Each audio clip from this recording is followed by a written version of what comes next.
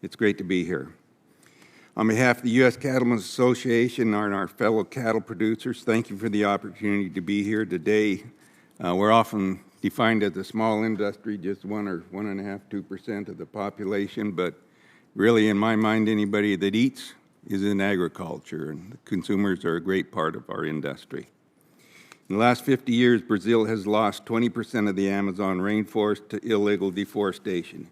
In the same period, the Brazilian cow herd grew from 79.6 million in the 70s to 241.6 million head today. Brazil is now the #1 exporter of beef, a position that the U.S. and Australia once held.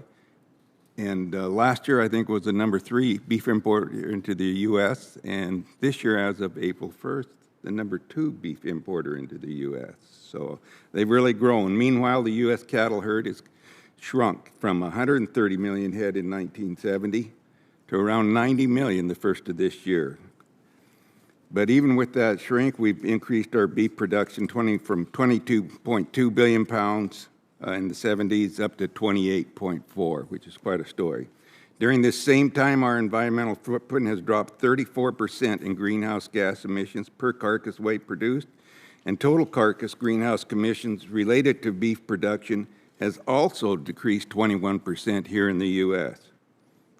As a comparison, just between 2005 and 2019, Brazilian greenhouse gas emissions grew by 19%, just for that shorter period.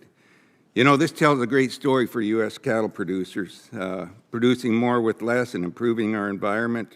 That's why we have so many generational farmers and ranchers coming back into the business. We've been doing a good job with sustainability and our environment for a long time.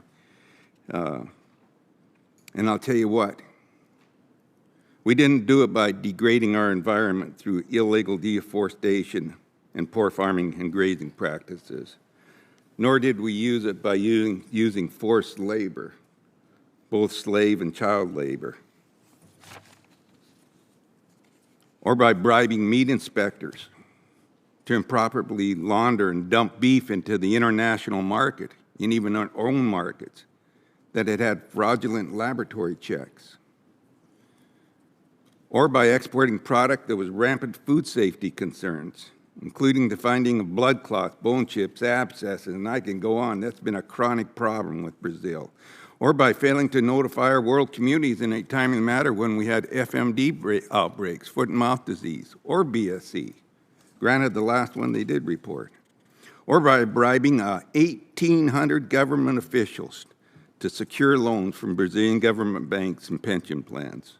Or, as the Department of Justice reported, violating the Foreign Corrupt Practices Act through a JBS scheme, to bribe government officials in Brazil to secure financing and other industry growth benefits, or paying a $27 million fine to settle charges brought by the U.S. Securities and Exchange Commission regarding bribery schemes used to eventually purchase U.S. companies, to outbid U.S. companies. No, the U.S. cattle industry didn't go under those corruptive practices. And then, after acquiring these U.S. firms, just recently found guilty of price fixing, bid rigging, supply manipulation to inflate prices of U.S. chicken, pork, and beef.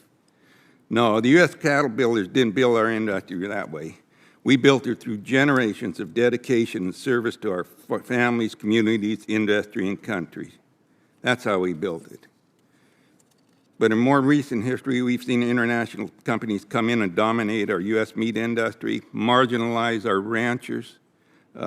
Billions and billions of dollars, folks, have been taken out of these ranches since 2015. The very families that built this country fought and died for it. Those very families. And we've watched companies like JBS and Marfrig steal from them, marginalize them. You know, agriculture has the highest, the highest suicide rate of any industry, occupation, according to the Center of Disease Control. I'm going to leave it there. If you have any other questions, I'd be happy to We'll have